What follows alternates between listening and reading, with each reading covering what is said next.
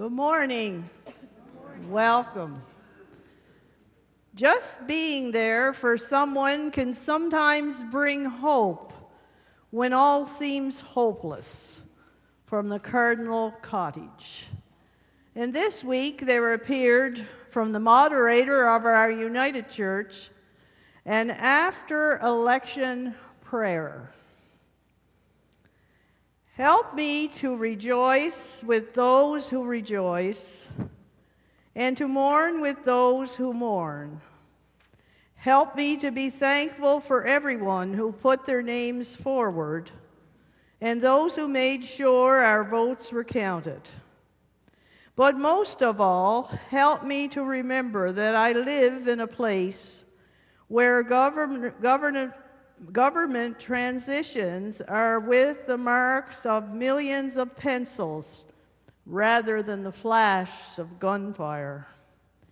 And help me to be ready to work with those we have called to lead, to make not only this place more just, more loving, more whole, but to help the whole world to be just, whole, loving, and a safe place for all.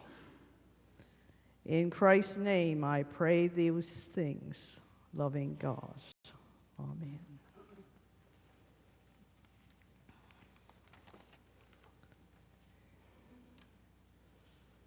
Well, what a week it has been. I thought I was working ahead until Thursday morning when I was going to make a few changes in the funeral memorial service for the late Earl Wandicott, and discovered that everything on my portable drive was gone that I had saved over the last 3 years.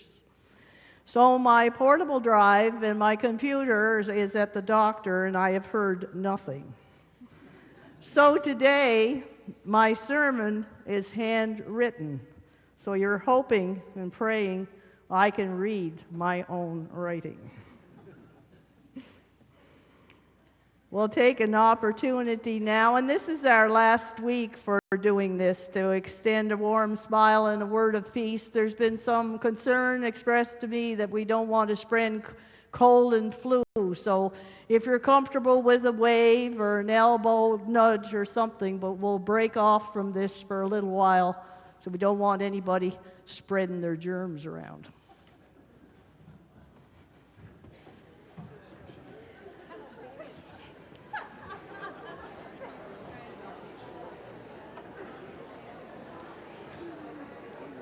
Hi, morning. I said good morning to you before.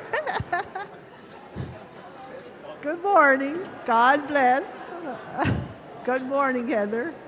God bless you. Good to see you here. Hi there, girls. Good morning. Huh? Nice to see you. Hi, Susan. We probably met a long time ago. Yeah. I think we did.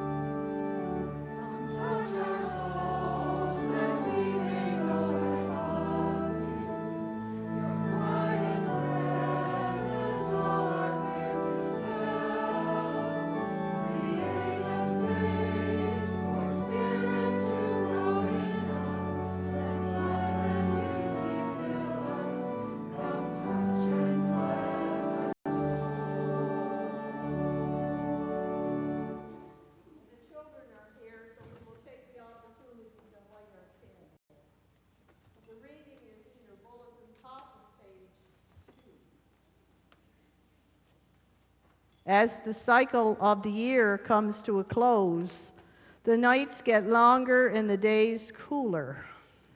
We look for a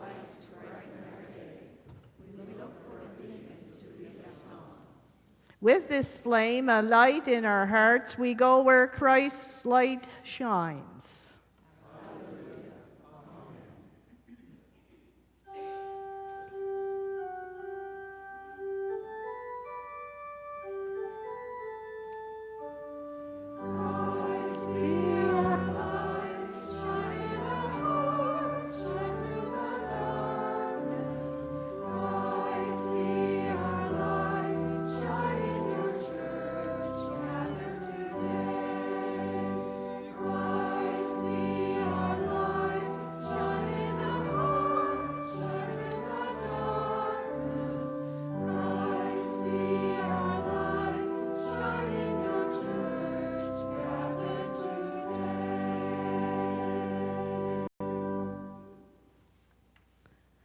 We light the rainbow candle to acknowledge the amazing diversity of creation. All that has life and all that holds life, all the creatures of the land and the seas and the sky, the very earth beneath our feet. And people so diverse in our cultures and language, our sense of identity and our abilities. Yet we are only part of an intricate web of life, woven together in breathtaking beauty, one shade among many in creation's rainbow. Please be seated.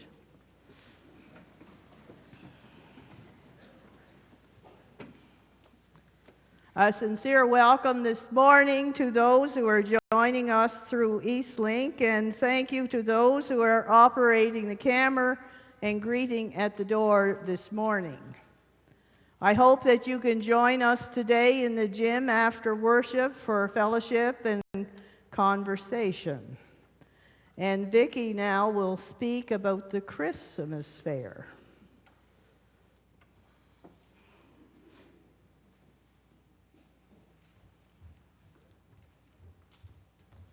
Good morning, everyone. We'll put these on, they're necessary. Baubles and bows, sparkles and snowflakes, jellies and jams, cookies and ice cakes. Warm apple cider that creates a warm glow. The place will be decorated with lots of green trees and red bows. Yes, it is the Christmas fair season. The days and the nights that lead up to this grand event is a time of fellowship and hospitality. It is truly amazing to see it come together, the time, the talents, the effort, the collaboration, the friendships old and new. In the bulletin this week, you will see that our craft classes are mostly Thursday nights, starting at 6:30. Plus, there's a few that are on Tuesday night. This week, it is Tuesday night, and it starts at 6:30. And plus, this weekend, Saturday, between 10:30 and 3:30, we're going to be doing a number of different things.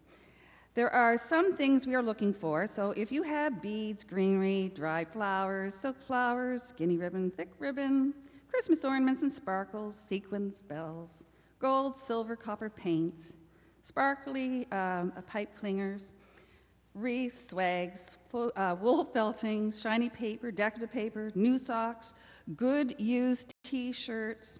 Actually, anything you think would be interesting and good, odds and sods that we can be creative with, we would love it.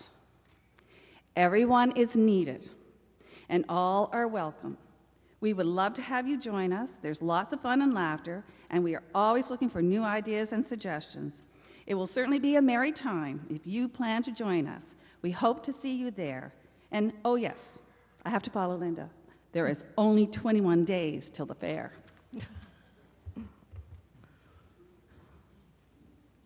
And Norman wanted a moment.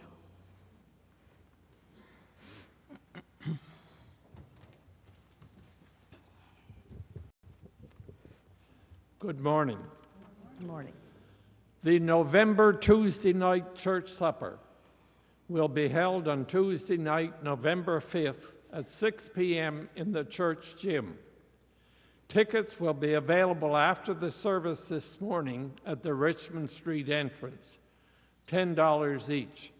They will also be available during the week from the church office.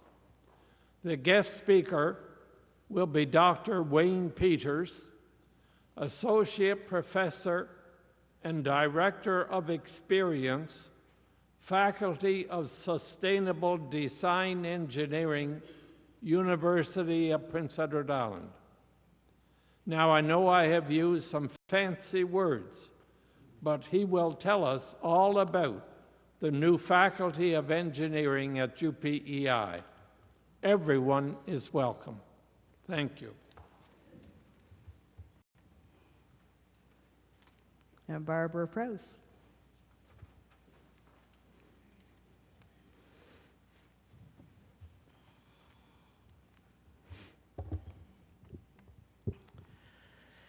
Well, if you were here last week, you received a written announcement with your bulletin regarding the Community of Faith Review. If you have not seen it, our greeters have some. You could check with the office administrator or with me. Last week, Reverend Ann, our Minister of Pastoral Visitation, said that she had been hearing, particularly in recent weeks, some of you expressing concerns, confusion, and frustration that things are not as they need to be in our congregation. People have been asking questions which we have tried to answer. One comment, and perhaps the one most disturbing to me, was someone asking about choosing sides. I want to assure you there are no sides, only the experience that each of us brings regarding the health of the congregation. Council asked the wider church for support and guidance. Please be open to that.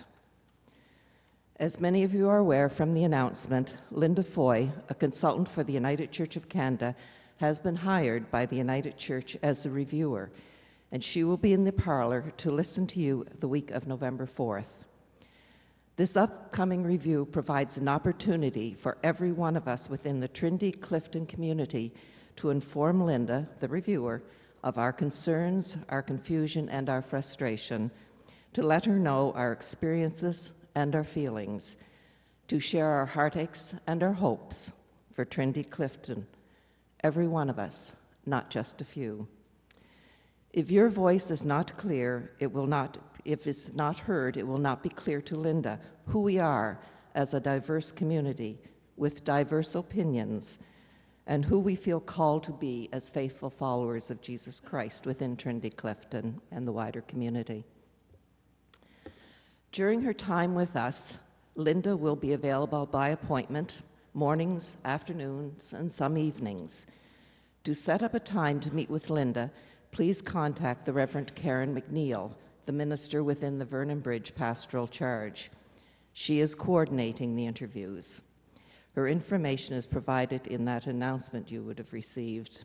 I had an email from her this morning, and she said that 25 people have signed up. Some of them are couples, so maybe we have about 40 people that have signed up, and she said there's lots of room for more appointments, so please. For those of you joining us via Eastlink who may not have received a bulletin, please feel free to call the church office and request Karen's contact information. She will also receive written submissions, or if you need another means to be in contact, please be in touch with Karen. Linda is coming from Ontario, and she knows nothing about us, so we need to tell her. She does have a great deal of experience in facilitating and doing reviews within the United Church and other organizations as well.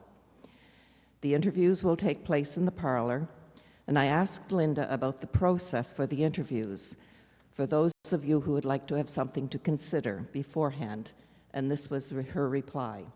So in Linda's words, the best thing to tell the congregation is that I'll be interested to hear where they find life and joy within Trinity Clifton and where they have experienced problems or areas of concern.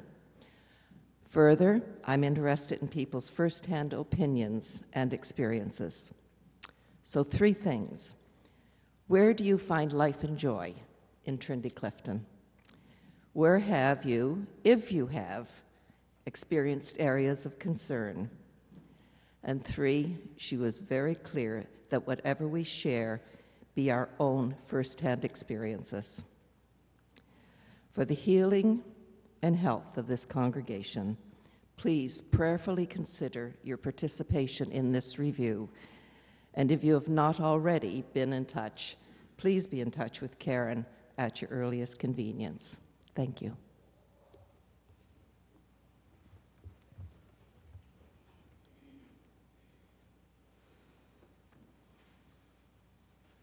Thank you. The sympathy of the congregation is extended to the family and friends of the late Earl Wandicott. His memorial service was held this past Thursday morning, and the beautiful flowers gracing the sanctuary, including Earl's pride and joy, the dahlias he worked so hard to grow, are left here in this church for all of us to enjoy, and we thank the family for that. The sympathies of the congregation are extended to Grace and Ken Gillis on the death of Grace's mother, Evelyn Shirley. May God hold close those who mourn this day. And happy birthday today to Basil Irving and to Helena Neal on October 31st.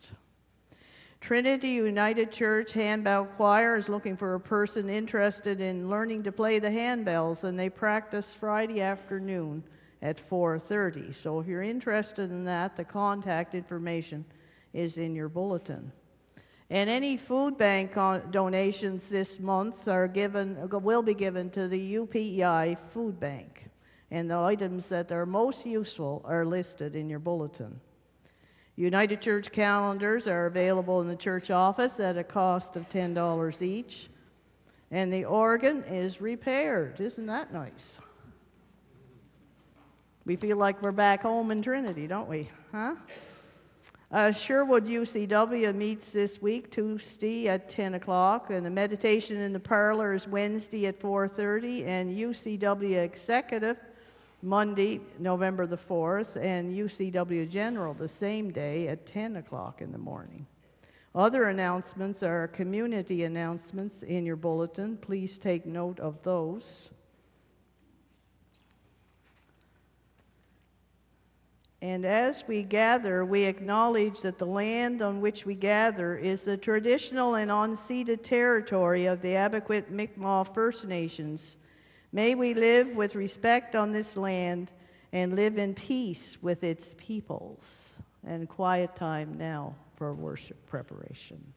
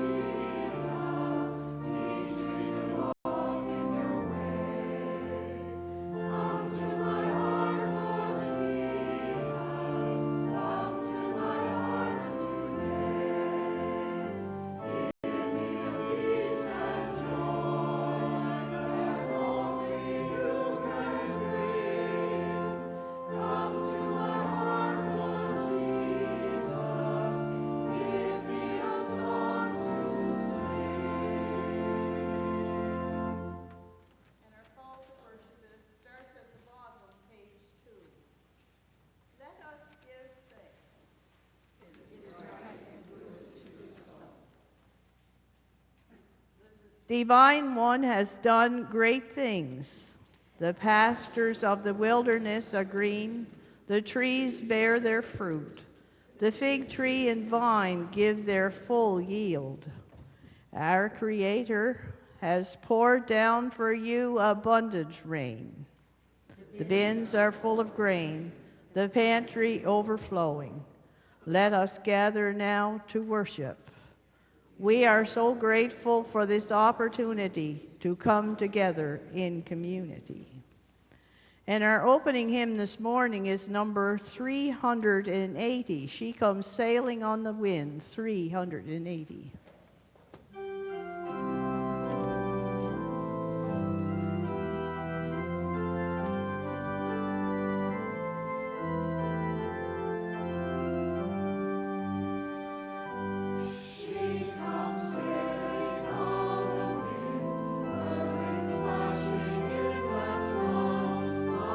Journey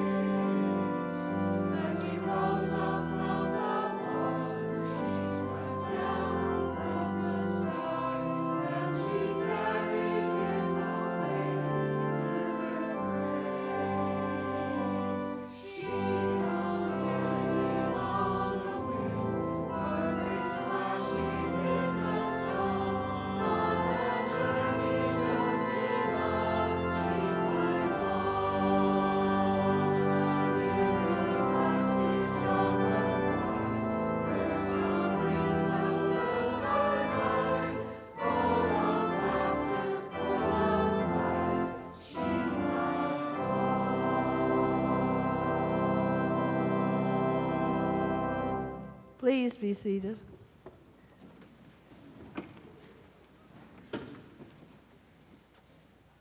Our opening prayer is found at about the middle of page 3. Let us gather in prayer together.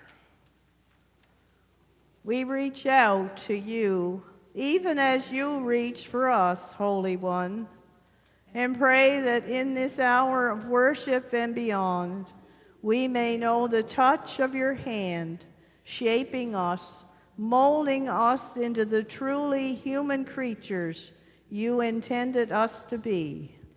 Come into our hearts, Holy Spirit of love. And now we gather together in the prayer that Jesus taught his disciples. Our Father, who art in heaven, hallowed be thy name. Thy kingdom come, thy will be done on earth as it is in heaven. Give us this day our daily bread, and forgive us our trespasses, as we forgive those who trespass against us. And lead us not into temptation, but deliver us from evil. For thine is the kingdom, and the power, and the glory, forever and ever. Amen. And now we'll remain seated for the singing of the children's hymn, which is found, and we will do just verses 1 and 2 before the story.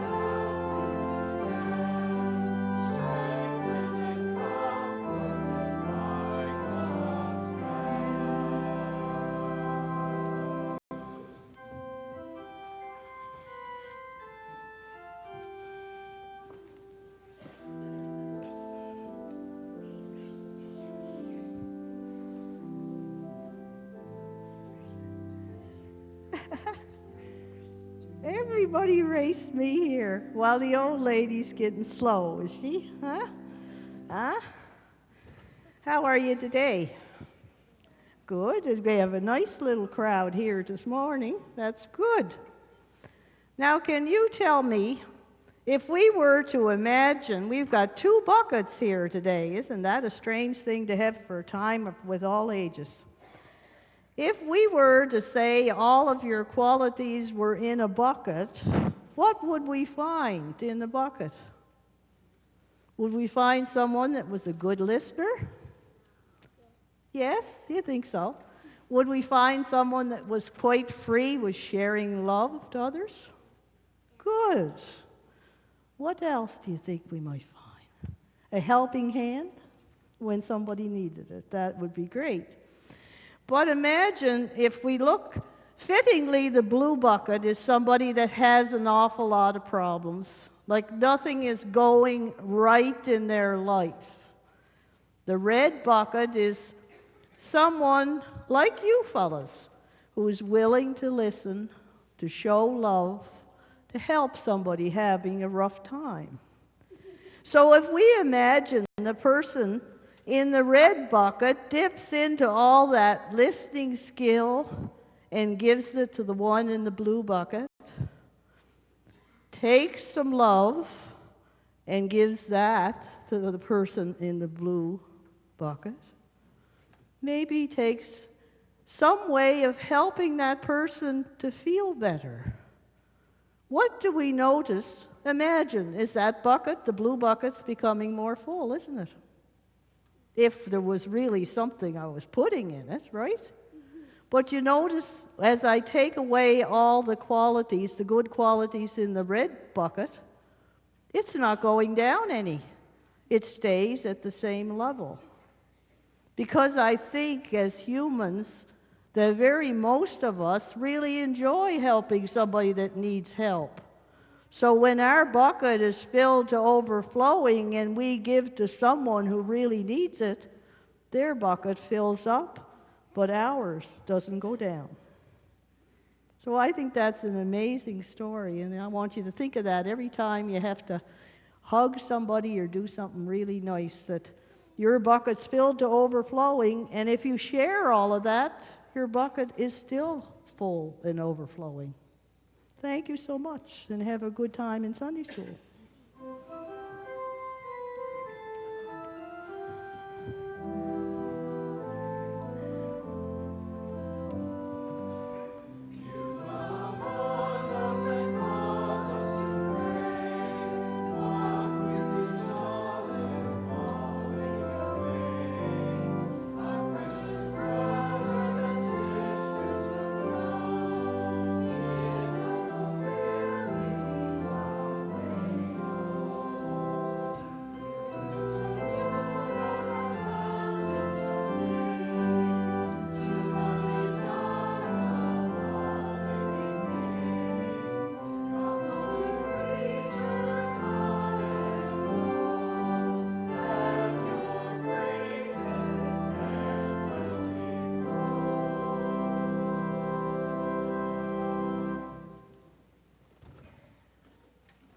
Continuing to worship God, our prayer of confession is printed at the bottom of page 3. When we judge strangers by saying, "Oh, they're all the same," may our Divine One have mercy on us. When we give up seeing life as full of promise and say, "The whole world has gone to hell," may our Divine One have mercy on us. When we forget our dreams and condemn new visions and say, "I feel sorry for this generation," may our Divine One have mercy on us. When we lose hope and say, "You can't trust anyone these days," may our Divine One have mercy on us. When we become cynical and say, "Figures, what do you expect?" may our Divine One have mercy on us. When deeds of inequity overwhelm us, you forgive our transgressions. The psalmist in Psalm 65 speaks of a God of salvation who is the hope to all the ends of the earth. Forgiveness opens us to appreciate and give thanks for life around us. Accept this gift of grace and live always in freedom. Amen.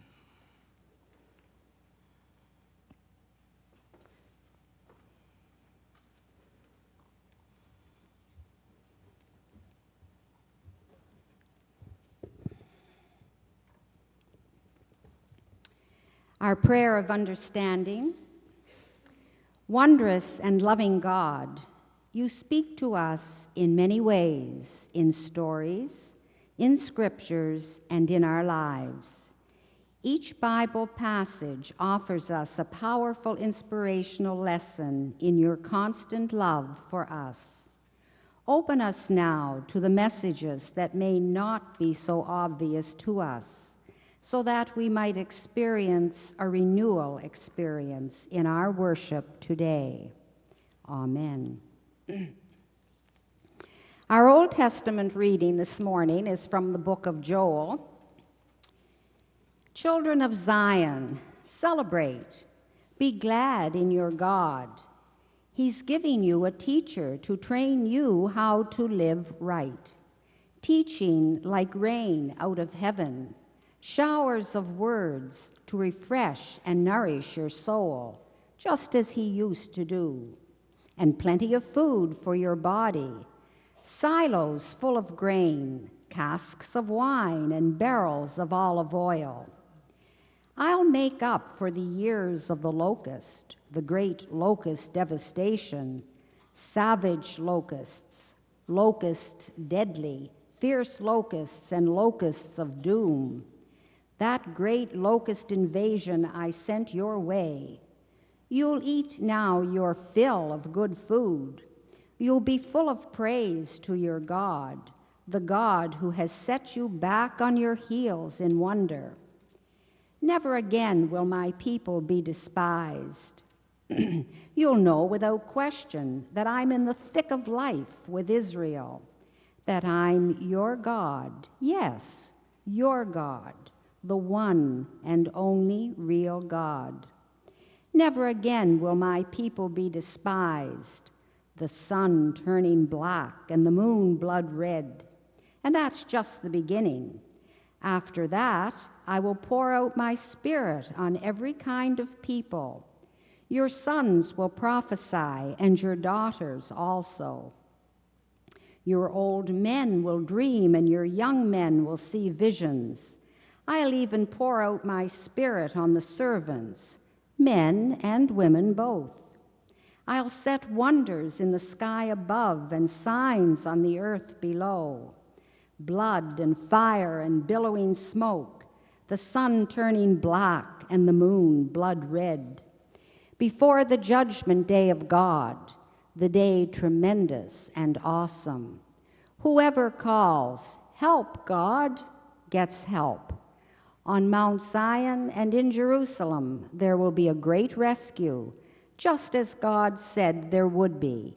Included in the survivors are those that God calls.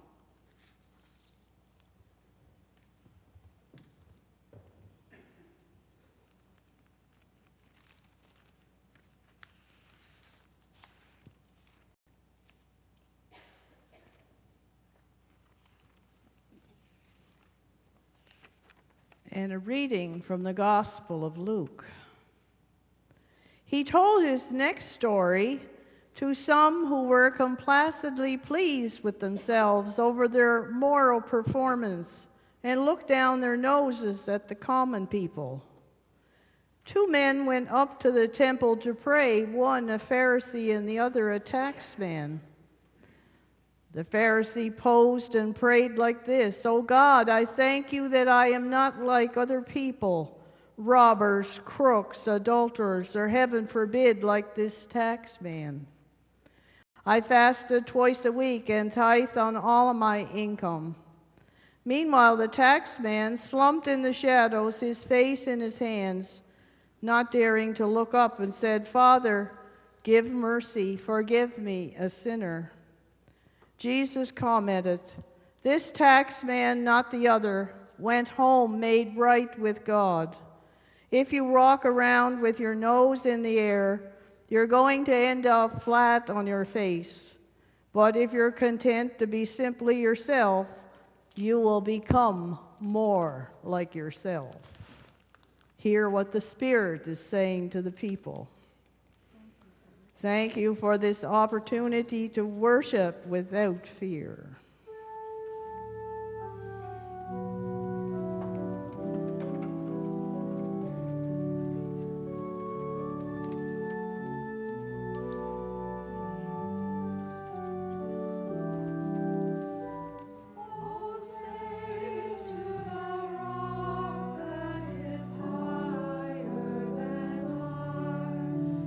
Soul in its conflicts and sorrows.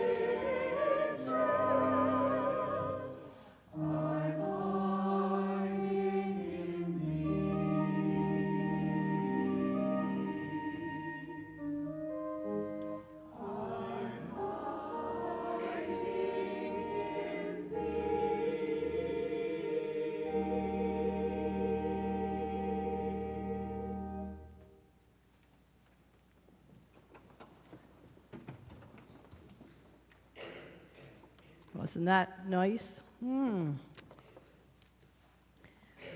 I already told you about the foil with my computer. And my saving grace yesterday, many of you know that I attend TOPS, Take Off Pounds Sensibly. Not really working that well, but. Yesterday we had an all-day event. And the guest motivational speaker was Lloyd Mallard. Did you ever hear him speak? Wow, that's all I can say. One of the funny things, though, that happened in the middle of his motivational speech was one other woman there thought that his brother had passed away. So she was regretting that she was too busy to check in on him and didn't make it to visiting hours. So she said a couple of days later, I phoned Lloyd to express my sympathy to him on the loss of his brother. So she got him on the phone, and she said, Lloyd, I'm sorry I missed visiting hours, but I really was thinking of you, and I'm sorry about the death of your brother. And she's talking, battered on, and suddenly Lloyd says, just stop. It wasn't me that lost my brother. There must be somebody else with the same name. Oh, but by the way, you could still send the casserole. Gosh. He speaks, and he often speaks, I believe, with bus drivers, and he speaks and gives them motivation. For it must be difficult work to be on a school bus some days. But he spoke to us about our energy bus. We are the one who decides who sits on our energy bus. And his motto is to spend time with people who give you good energy. Get people on our energy bus who will make us better people. Life should be a journey about being positive. A smile can be like perfume. If you smile, it spreads throughout the room, just like if you spray perfume into a room, it spreads around. Negative people and negative attitudes zap our energy. Have you ever been there? The way we talk makes all the difference. Say that you have to attend a meeting tonight. And his recommendation is to say, don't say, I have to attend a meeting tonight. Instead, say, I'm going to a meeting tonight, and smile like you're really going to enjoy it. We do have our choices. Our days are full of choices. I don't have to do something, but I get, for example, to go to the grocery store today, or I get to go to visit a sick church member or someone in the hospital, or to visit someone shut in or a family member. I get to do it like it's an honor. See how that makes the difference in our life. People who are positive live longer. They make better decisions. There is an old saying, and I believe it was begun with our Aboriginal peoples, and it goes like this. Pretend that two dogs live inside of us, but remember it is the dog you feed who will make the person you will become. Each day of our lives is a step to be positive. Sometimes we are not comfortable with change. And he showed us yesterday how we can link our hands like this and put one thumb over the other thumb. Try it. And then we take them apart and we put them together, but put the other thumb over the other. Now, doesn't that feel like half backwards? Like that's how we are with change. It does not feel right in the beginning. but we can get used to it. We are not meant to walk through life alone, like I shared with the children. And this story also holds true, and I thank Lloyd Mallard for his beautiful stories. You drive by a field out in the country, and you see two horses. Basically, to you and I, they look the same. But if you stop and look, one horse is blind. You can tell by looking at his eyes. They don't look like they're working anymore. But the other horse has around his neck a bell. And if you watch, as the horse with the bell around its neck heads to the burn, the horse will turn back and just check to see if the blind horse is still coming. Sometimes we are the blind horse. We need someone to help us find our way. Sometimes we are the horse with the bell, helping another person live through life safely. And hopefully people will give us the sign when they need our help. Lloyd Mallard also told this story about going to the post office to mail his Christmas cards. There was a huge lineup. A small woman with only 4 cards to mail was standing patiently in the lineup. But suddenly Lloyd noticed that there was a vending machine there where she could get her stamps and not have to wait in the lineup. So he said to her, "You know, you wouldn't have to wait here if you had the right coin. You could get your postage stamps over there from the vending machine." And her answer was, "The vending machine will not ask me how my arthritic pain is today." The more we give to others in so many ways, the more we get. We are all caregivers. Doing that care adds balance to our lives. Imagine being a bus driver once again, and by the end of the day, you've had a rough day. The kids have been extra noisy and rowdy today. So Lloyd Mallard asked a woman bus driver, "How do you deal with that? Do you go into your home angry and all stressed out?" And she said, "I head right away to the kitchen sink and start doing dishes. And if there's no dirty dishes, I take the clean ones out of the cupboard and I wash them.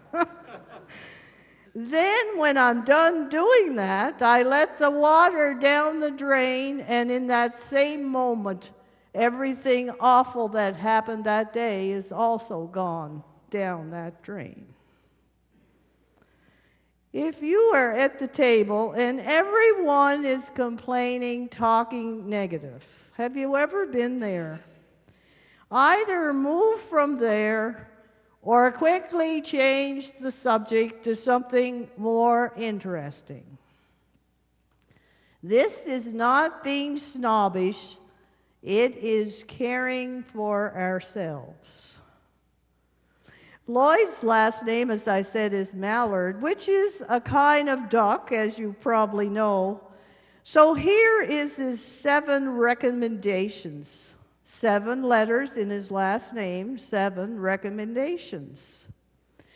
Do not wag your tail when you get home. Quack out a good day. Stay positive. Put a smile on your face. Number 4, shut up. Don't quack so much. Number 5, lift up other people. Number 6, reach out. Number 7, there is always more you can do. So anyway, that's almost the end of my reflection, but what does that say to us today about the gospel passage I just read? How do we resemble both the Pharisee and the tax collector in that passage? I feel over the years I have been guilty of both. In my final year at theology school in Halifax, AST, I did my field placement at a soup kitchen in Dartmouth. When I first went there, I hid in the kitchen, preparing the meal, chopping up the vegetables and all that needed to be done there. And of course, I was a little snobbish, I think. I said, how could I possibly mix with those people? Some looked like they hadn't seen soap or water or a hairbrush for some time. Some did not smell very good, and I felt uncomfortable at first among them. I've never been rich, I probably never will be, but I also always seem to find enough to eat, clean clothes to wear, some soap, shampoo, and a comb. And I asked myself, how could I relate to these people? Eventually, I decided if I was going to be in ministry, I had to move out into that area, and I did. And I heard their real stories. I saw a kind of spirituality I never saw before. How they cared for each other and defended each other. Many were part, at least, Aboriginal. I listened and I heard their pain. I walked with them in their stories of insufficient housing, of dishonest landlords, of cold nights spent on park benches, of abuse at the hand of a partner, of drug and alcohol addiction. I was there to listen to them. And as I looked into their eyes, I saw the people that Christ walked with on earth, and I felt very blessed to be there. And I grieved over my initial reaction to them, and I begged God to forgive me. Some of you may have come here today not knowing whether you should have come or not. We have all done things we maybe should not have done. But if you feel insufficient, rejoice that you have come to the right place. Hold out your empty hands and receive the gift of grace and forgiveness. Don't struggle with what you should say to God. Listen in this sacred place, for God can say many things to you. God is here. God is present. God walks with you. How different life is with God's presence. So where is your bucket when you leave here today? Is it filled to the brim? Will love and kindness overflow from it? And will your listening ear turn on quickly if someone needs to talk? And may it be so. Amen.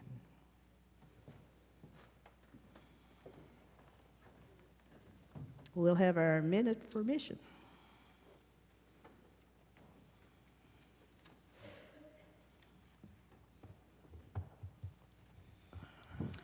Our message this morning is about youth delegates to Youth Forum. 13 Youth Forum pilgrims were on a journey during the summer of 2018. After work and orientation in their home conference, they traveled east to Newfoundland. With their 2 young adult leaders and a global partner, these dedicated young people visited each conference in the United Church.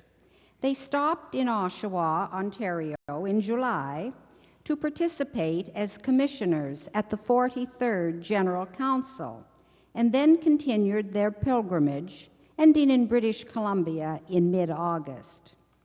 Building on the theme of Rendezvous 2017, these young people deepened their understanding of what it means to be the church in this time of change and challenge. The youth were selected by peers from their home conference at a youth winter retreat in February 2018. At that retreat, 60 youth gathered to learn what a remit was, to gain insight into how business would be carried out at General Council, and immerse themselves in the issues and the concerns facing the United Church of Canada. They also spent time in worship in small discussion groups and played games and other activities. The pilgrim invited participants to deepen their experience as they visited indigenous communities, met migrant workers, learned about justice issues relating to mining and fair trade, witnessed the work of social justice ministries and camps, and worshiped and celebrated with many communities of faith across the church. They came home changed, challenged, and ready to lead in ministry. The question is, how will we walk with the Youth Forum pilgrims in our region? If mission and service giving is already a regular part of your life, thank you very much. If it is not, then please consider making mission and service giving a regular part of your faith life. Loving our neighbor is at the very heart of mission and service.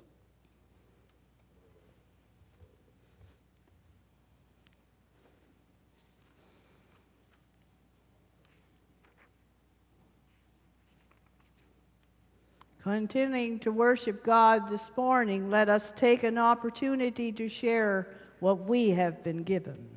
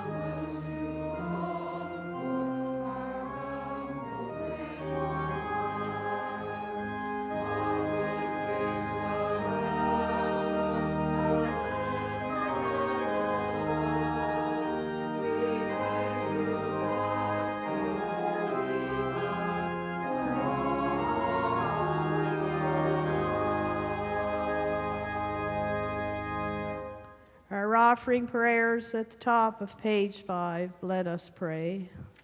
Enable these gifts, gracious God, to be a source of peace between person and person, between community and community, between nation and nation.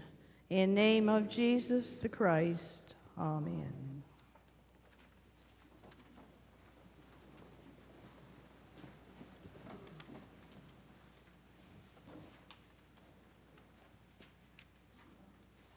Let us come before God in a word of prayer. Loving God, your grace and forgiveness is so amazing, particularly when it is given to us even when we are led astray.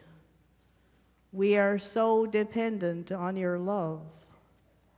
Oh God, we pray this day for the people that are foremost on our minds. Give us the knowledge to see the wounded humanity and to pray for healing.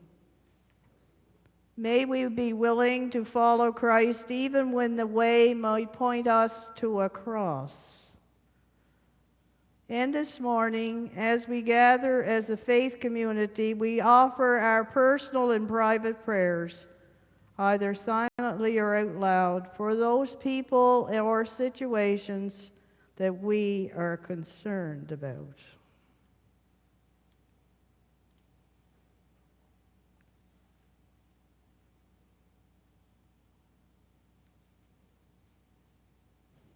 Loving and always present God, you have heard our prayers, and in your blessed name, please answer. Amen. Our closing hymn this morning is number 421, Lead On, O Cloud of Presence, 421.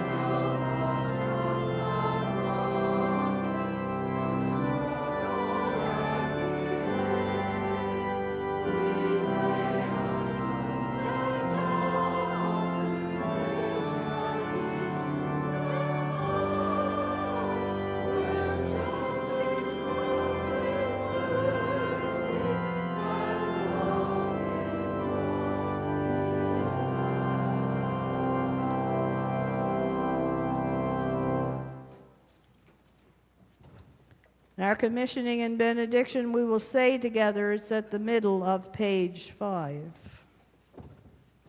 Go now with the assurance that you do not go alone. Our divine Creator's will for peace begins its work in each one of us. Maybe we be aware of Christ's presence in our daily living, and may the Holy Spirit bring us joy forevermore. Amen.